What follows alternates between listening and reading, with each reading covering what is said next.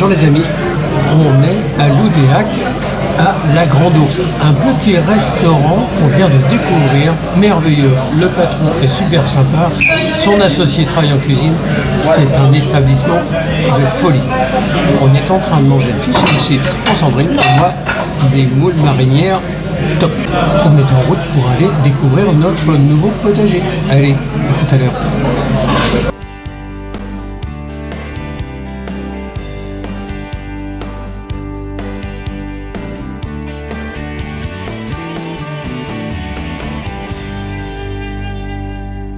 Eh bien, on vous l'a dit, on fait une nouvelle découverte dans un potager différent. Ce coup-ci, on est chez Antoine et on est à côté de Brocéliande. Alors, présente-toi. Bonjour à tous, moi je m'appelle Antoine et là vous êtes chez moi. Je suis arrivé ici du coup en mars cette année, donc la première année, vous pouvez voir ce qu'on peut faire la première année. Moi je suis donc depuis mars professionnel en apiculture, c'est ma première année en apiculture aussi, donc je pensais ne rien faire sur ce terrain cette année, et comme le printemps a été plutôt mitigé, et que quand il pleut on ne peut pas aller voir les abeilles, j'ai pu créer ça. Comment as-tu choisi ta façon de jardiner? Alors moi je me suis inspiré de la permaculture pour commencer, c'est-à-dire que j'ai remarqué avec les années, moi j'ai jardiné quelques années déjà dans le coin en fait, on me prêtait des terrains à droite à gauche, et j'ai remarqué que les légumes en association poussaient mieux. J'aime aussi l'idée de nourrir la vie du sol et de pouvoir utiliser ce que j'ai sur place. Donc là on va pouvoir voir que j'utilise beaucoup en fait des herbes adventices qui poussent pour pouvoir repailler ou nourrir mes allées, etc. On y va? Alors, qu'est-ce qu'il y a dans ton potager? Raconte-nous. Alors, du coup, là, on est à la fin de l'été, donc on a eu une transition. Ici, j'ai fait un peu de maïs, j'ai fait surtout des courges. Bon, il y a quelques courges par-ci, Oui, par-là. J'ai planté avec des fèves, j'avais fait cette expérience-là. Donc là, les fèves ont séché, mais elles ont pu aussi apporter un peu d'azote nécessaire à la pousse des légumes. J'ai mis quelques tournesols aussi, j'aime bien, et quelques haricots grimpants, de ci, de là. Pour donc la mille-pas qu'on connaît souvent maintenant, qui est devenue célèbre, hein, la mille-pas. Puisque tu parles d'une chose célèbre, oui. Raconte-nous ce que Alors la mille-pas, c'est le mélange de ces trois, on les appelle les trois sœurs, qui sont donc le maïs, la courge et le haricot, que les Incas utilisaient parce qu'ils sont la base d'une alimentation complète, et en plus qu'ils sont transportables. On peut les sécher et les transporter, tous ces trois légumes-là, pouvoir en conserver pour l'hiver. Elles utilisent aussi des espaces différents. On voit que le maïs monte en hauteur, que la courge va couvrir le sol pour pouvoir garder l'humidité, et le haricot, lui, va emmener de l'azote nécessaire et se servir des maïs, et ici, dans ce cas-là, des tournesols par exemple, comme tuteur pour pouvoir grimper dessus.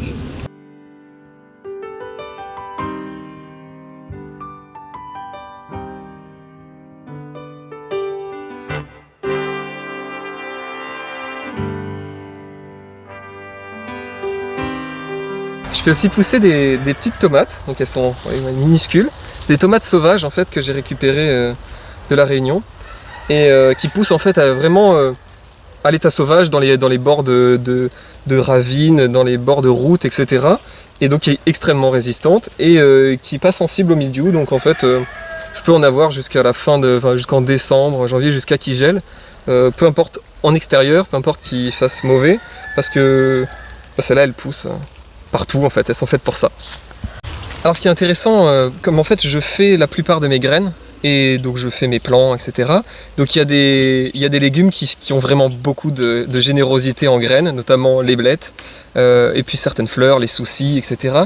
Et donc comme j'en ai beaucoup, ça me dérange pas d'en mettre une poignée à la volée, à droite, à gauche, et puis si elles sont à un endroit qui me dérange, je les enlève, mais si elles tombent au bon endroit, eh ben, c'est tant mieux, elles font leur vie là, entre les autres légumes. Là on est arrivé du coup dans le début du potager d'hiver. Donc du coup j'ai repiqué mes poireaux fin juillet. Et j'ai fait des essais, j'ai semé un peu de carottes sur le côté. Ça fait partie des échecs, je pense qu'on peut le dire. La carotte, c'est vraiment pas évident pour moi pour l'instant. Du coup, j'ai fait en fait des semis en plusieurs fois en me disant si ça lève pas bien, j'en referai. Donc j'ai refait plusieurs fois des semis et puis là je vais mettre de la mâche, je vais mettre des navets. Là je suis en train de récolter aussi, on va le voir là-bas, les pommes de terre. J'arrache les pommes de terre et je sème le navet dans la foulée. Donc début du potager d'hiver. J'ai une grande bâche d'ensilage. J'ai mis la bâche sur la grande partie au départ, avant de semer pour le printemps. Ensuite, une fois que j'ai enlevé la bâche, je l'ai mise ici. La bâche, elle est restée jusqu'en juillet. Et en juillet, j'ai pu enlever la bâche et la déposer de l'autre côté pour préparer l'ail là-bas. Et ici, j'ai semé les poireaux et le potager d'hiver. Et donc avec une seule bâche, je fais plusieurs zones en rotation. Mais ce qui est étonnant, c'est que tu n'as pas beaucoup de mauvaises herbes. En fin de compte, tu as plein d'adventices, tu as des choses comme ça. Mais nous, par exemple, on est envahi de liserons. Toi, pas du tout.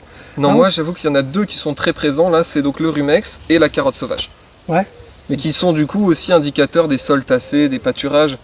Ouais. Donc je les aime bien parce que je sais qu'ils essayent de m'aider, ils essayent de décompacter mon sol, etc. J'essaye de les enlever avant qu'ils refassent des graines. Ah, ça, c'est un peu tard, mais bon. Mais attends, t'es arrivé au mois de mars. Ouais. Il faut quand même le dire, on est début septembre. D'avoir une telle réussite déjà aussi peu de temps.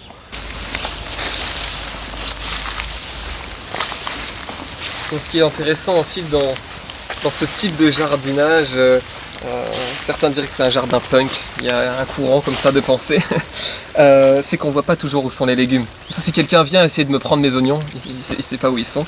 Et donc je les ai plantés avec les fraisiers. Et donc ici et là, on tombe sur quelques petits oignons. Donc voilà la récolte des oignons. S'ils sont trop petits, je les laisse en fait. Et puis l'année prochaine, je les mangerai en oignons verts ou je laisserai fleurir pour faire des graines. L'idée, c'est que je ne veux pas limiter le nombre de graines qui vient sur cette terre. C'est-à-dire que si ça peut faire de la graine et se ressemer et que ça ne fasse pas de légumes, c'est pas gênant pour moi. Elles vont partout. Et il y a souvent des bonnes surprises. Donc là, c'est vraiment des petits. Mais il y en a eu quelques. Il y en a eu quelques beaux quand même. T'as planté quoi comme variété? Ça, c'est le jaune de paille. J'avais planté aussi du rouge qui n'a pas du tout poussé. Red Baron peut-être ou quelque chose comme ça. Du quoi? Red Baron. Du Red Baron qui n'a pas du tout poussé et j'ai fait du blanc que j'ai déjà récolté et pas mal mangé. L'idée c'est que le rumex j'arrive à le tirer facilement comme ça. Et donc je le prends et puis je le pose dans l'allée. Comme ce sont des chemins qui seront jamais cultivés, en fait je vais garder les buttes permanentes. Ça me dérange pas qu'il y ait des graines en fait de rumex dans les chemins. À la limite même ça m'arrange parce que les herbes, enfin le rumex en poussant, moi je vais marcher dedans et ça crée quelque chose que les gastéropodes aiment pas mal et ils aiment bien rester dans cette litière là plutôt que de monter sur les planches de culture. Alors ça c'est intéressant, c'est la première fois en tout cas que moi je vois ça. J'ai pas du tout été embêté par les gastéropodes, aucun. Il n'y a aucune limace, aucun escargot vraiment qui a fait un impact sur les légumes. En revanche, je vois beaucoup de prédateurs de limaces. Ici, il y a du fait des bâches, les orvets adorent se mettre sous les bâches. Il y a souvent des orvets. Je croise un hérisson régulièrement sur ce chemin-là la nuit. Et j'ai toute une population de carabes présents. Je ne sais pas si on arrivera à les voir, peut-être, j'espère. Et de vers luisants, qui sont tous des prédateurs de la limace, en fait, qui vont liquéfier les limaces de l'intérieur. Bon appétit. et donc du coup pas beaucoup de gastéropodes. Donc voilà, je suis plutôt satisfait de ça. Pour une première année en général les premières années sont souvent sous le signe de la limace. Alors là j'ai récupéré du coup cette serre d'un copain maraîcher qui est arrêté. C'est la première chose que j'ai fait en arrivant, juste après avoir planté les fraisiers. Et elle va être destinée à la production de semis. Je vais faire les plants en fait dans cette serre là. Donc j'ai récupéré plusieurs étagères de jardinerie. Et voilà, le projet c'est de faire ça. J'ai aussi un projet secret, je ne sais pas s'il faut en parler tout de suite, mais je vais faire une structure en bottes de foin. J'ai récupéré beaucoup de bottes de foin. Et en fait pour pouvoir faire des couches chaudes en fait avec des châssis de fenêtres par-dessus et pour pouvoir couvrir avec un voile Ah oui, c'est bien. pour la nuit. Et donc je vais faire tous mes semis d'aubergines, piment, concombre. Donc là j'ai fait des semis, il nous reste quelques courgettes que j'ai replantées dans la serre. Il y a quelques choux cabus, des choux pointus je crois. Ici on a les choux cales. Et ici on a de la moutarde japonaise Mizuna, que j'en ai mangé ce midi, là. C'était super bon. Donc je dois repiquer dans la zone des choux. Ici on a encore quelques aromatiques, ciboulette, origan, thym.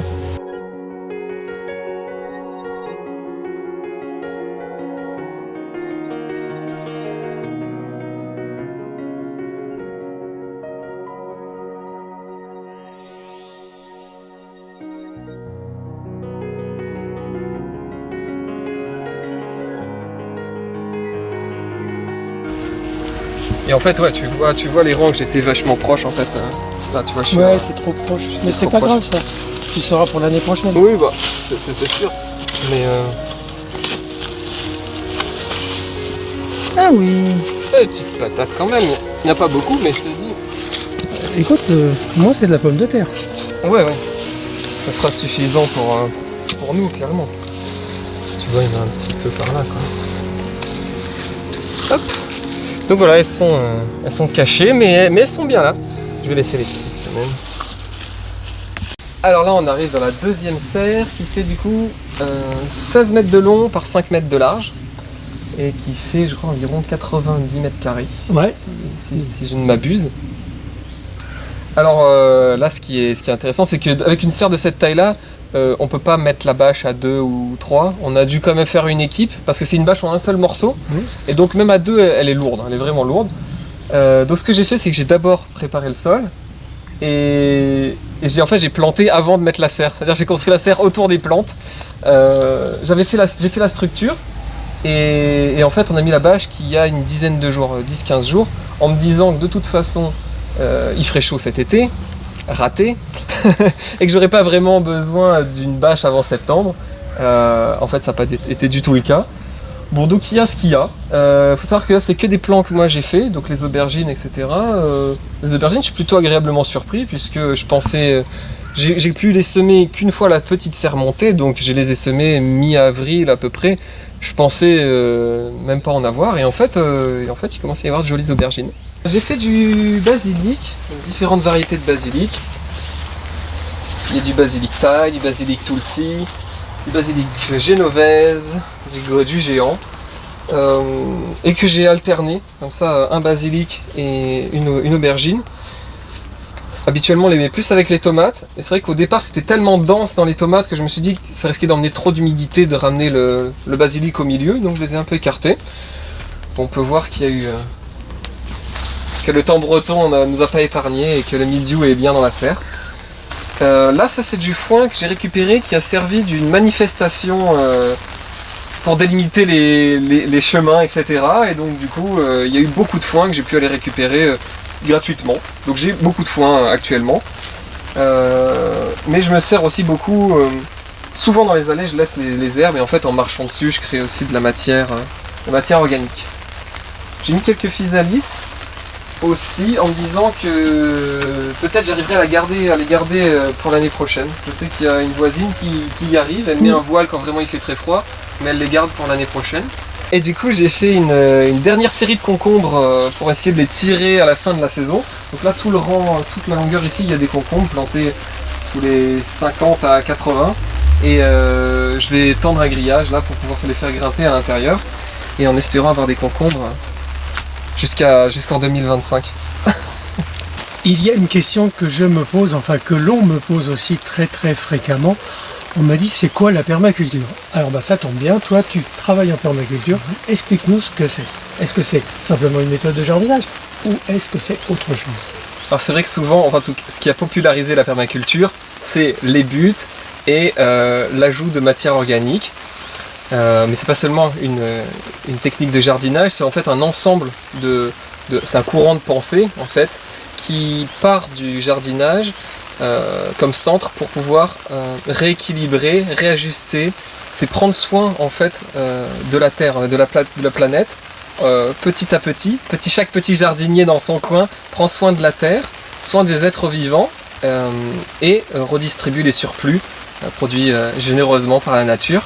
ici, ce qui est intéressant, par exemple, on vient de recevoir la visite d'un ornithologue. Et par exemple, je me suis beaucoup questionné sur les chardons. Alors les chardons, souvent on se dit « Ah, il faut vite les enlever, Ça peut être envahissant. Ça peut être très envahissant et gênant. » Et je me questionnais là dernièrement, alors je voyais ces belles fleurs et puis les abeilles venaient et je me dis « Ah, je le couperai demain. Aujourd'hui il y a les abeilles, je le couperai demain. » Et puis j'ai vu que les pompons commençaient à s'en aller, je me suis dit « Ah, je vais aller le couper. » Et là je suis arrivé, il y avait un chardonneret élégant dedans, donc un des petits oiseaux qu'on trouve qui se nourrit de la graine du chardon, de son nom, le chardonneret.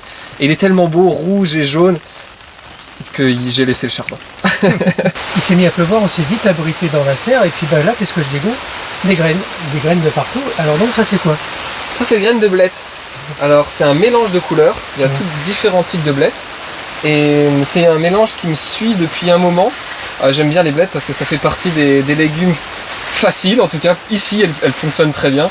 Et j'en sème vraiment tout le temps, comme j'en ai beaucoup et qu'en fait je ne coupe jamais en fait la blette. Je vais cueillir moi les feuilles au fur et à mesure autour, et comme quand il reste plus beaucoup de feuilles, à un moment elle veut monter en graines et puis je la laisse monter.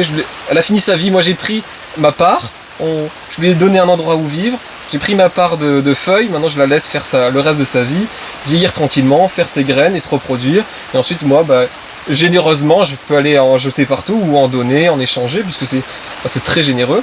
Et donc il y a différentes couleurs, il y en a des blanches, des jaunes, des rouges, et elles vont être présentes tout l'hiver dans le potager. Comment tu fais pour renouveler ta terre? Alors moi, donc ça commence par déjà l'observation. On va voir donc du coup, comme je disais tout à l'heure, les carottes et les rumex avec des racines profondes, on va avoir tendance à essayer de décompacter le sol. Donc je sais que techniquement, en voyant ça, je sais qu'il y a un sol compacté, et je sais parce que je suis venu observer cet endroit-là régulièrement, qu'il y avait des moutons et que ça a été très pâturé, et donc du coup que le sol est lourd. Moi, ce que j'ai fait, c'est les techniques qui demandent le moins de travail. Et j'adore quand il y a le moins de travail. On a assez de travail tout le temps partout pour s'en sauver parfois. Et du coup, je bâche. En fait, peu importe la saison, juste tant que les graines ne sont pas encore... si les graines sont déjà formées, il va y avoir reproduction. Mais idéalement, je laisse monter le couvert végétal, et juste avant que la graine soit viable, je bâche quand il y a le maximum de matière disponible. Et je laisse idéalement jusqu'au printemps bâcher, qui va créer en fait tout un humus très très riche en fait, et puis il va y avoir plein d'insectes qui vont venir aussi s'abriter là-dessous, créer des poches d'eau, etc. Et donc le sol est incroyable en le ressortant. Ce que je vais faire dans les endroits où je n'ai pas assez de matière végétale, c'est semer moi-même un couvert.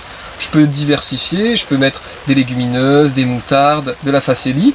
Je vais diversifier le plus possible, semer ça à la volée, et une fois que ça sera bien monté, bâcher et garder ça pour l'hiver. Comme je disais, j'ai une grande bâche que je fais passer d'une zone à l'autre, et donc du coup là j'ouvre la zone d'hiver, je vais pouvoir planter l'ail, et on va voir tous les stolons de fraisiers qui essayent de venir dans le chemin, je vais les replanter là-bas, et donc recréer une nouvelle zone, et ce qui me permettra d'amorcer ma rotation de culture. C'est aussi comme ça que je ne lessive pas le sol, que je prends soin du sol, c'est en faisant des rotations de culture, de manière à ce que les légumes présents sur une parcelle, utilisant certains types de nutriments, puissent tourner et ne pas avoir les mêmes demandes année après année qui risquent d'appauvrir le sol.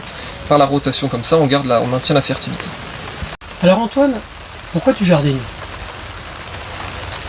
Je jardine parce que je peux pas m'en empêcher. En fait, ça a commencé un peu avec une inquiétude sur la sécurité alimentaire, etc. De me dire, mais mince, si demain on n'est plus approvisionné en nourriture, qu'est-ce qui se passe ici? Comment on fait pour manger? Et donc j'ai commencé à mettre mes mains dans la terre. Alors doucement, une courgette après l'autre, une tomate après l'autre, et puis en fait j'ai pris goût. Et il y a maintenant des choses qui ont été prouvées, des études qui ont été faites qui montrent que mettre les mains dans la terre, ça ramène plein de bactéries du sol, et qui sont bénéfiques et qui jouent sur les taux de sérotonine, et donc du bonheur du jardinier. Donc je jardine parce que je peux pas m'en empêcher, et parce que j'aime les légumes. Tu es végétarien? Non, je ne suis plus végétarien. Je l'ai été un moment, Et alors je sais pas si c'est intéressant d'en parler ici. J'ai recommencé à vraiment prendre goût à manger de la viande en achetant la viande d'un de mes voisins, de la viande qui a poussé, enfin qui a grandi ici, que j'ai vu grandir. Et en fait je retrouve une logique qui était, je pense, la logique paysanne de on va manger ce qui est disponible, on va faire le maximum de ce qui est disponible avec ce qu'on a autour de nous. Et j'ai mangé pendant longtemps alors du soja, des choses comme ça, et en me questionnant, je me dis mince, mais ce soja il vient d'où? Ah, il vient du Brésil, ah donc il est venu en avion, ah et puis là-bas comment il est cultivé? Ah ouais bon, en fait on doit raser des forêts pour... Et je me dis mince, peut-être que j'ai tout autant intérêt de manger un animal mais qui a vécu dans le pré voisin, et d'éviter toute cette... tout ce mouvement de matière première juste pour mon bon vouloir. Alors j'ai repris goût à la viande et elle est excellente. Bon Antoine, merci de nous avoir accueillis, c'est un plaisir de faire ta connaissance.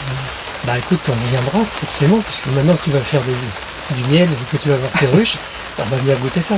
Ah, merci d'être venu, et bah oui, j'espère que vous reviendrez l'année prochaine et les années d'après pour voir l'évolution du jardin ici. Ben, on va vous laisser, à très bientôt. Au revoir, merci.